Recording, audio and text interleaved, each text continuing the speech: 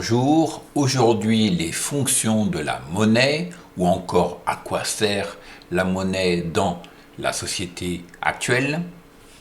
Tout d'abord, commençons par définir le terme. La monnaie représente un moyen de paiement accepté par l'ensemble d'une communauté. Pour la zone euro, il s'agit bien sûr de cette monnaie. La monnaie contient trois caractéristiques principales.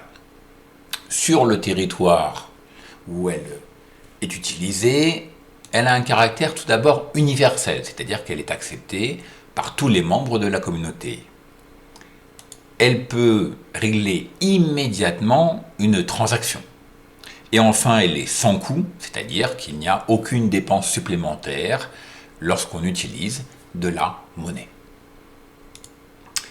La monnaie remplit tout d'abord des fonctions économiques.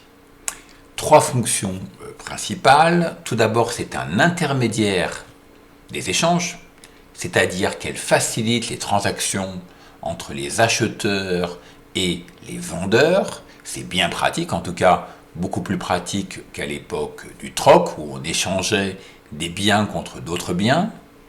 Elle sert également d'étalon de valeur, c'est-à-dire que c'est un instrument de mesure de la valeur, elle permet donc de comparer les prix. Et vous pouvez ainsi, comme consommateur, faire jouer ce qu'on appelle la concurrence sur le marché. Enfin, c'est une réserve de valeur, c'est-à-dire que c'est du pouvoir d'achat qui peut être conservé un certain temps jusqu'à trouver un moment où cette monnaie sera utilisée. Attention bien sûr dans cette troisième fonction au niveau de l'inflation, mais je vous renvoie à une autre vidéo que j'ai réalisée sur ce point et qui représente une baisse de la valeur de la monnaie dans le temps. Attention, et là c'est beaucoup moins connu. La monnaie remplit également des fonctions sociales et politiques extrêmement importantes. Tout d'abord, elle renforce le sentiment d'appartenance à une communauté. Lorsqu'on partage une même monnaie, finalement, on utilise un même instrument et se développe l'impression qu'on partage une même communauté de destin. Elle a aussi un rôle qu'on appelle pacificateur. Ceux qui veulent s'enrichir peuvent commercer, utiliser de la monnaie plutôt que voler leurs voisins ou utiliser la violence. Ça signifie qu'elle permet à une société de se civiliser petit à petit.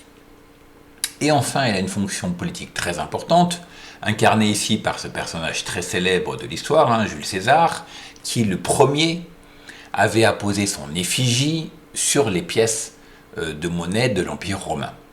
Pourquoi ? Eh bien parce que finalement la monnaie représente une forme de pouvoir politique. Ce pouvoir politique garantit sa valeur et en même temps les habitants du territoire se sentent protégés sous l'autorité d'un pouvoir.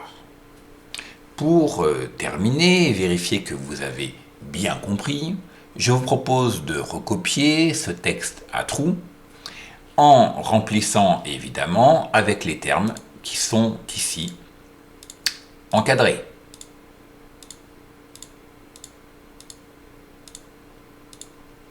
À bientôt.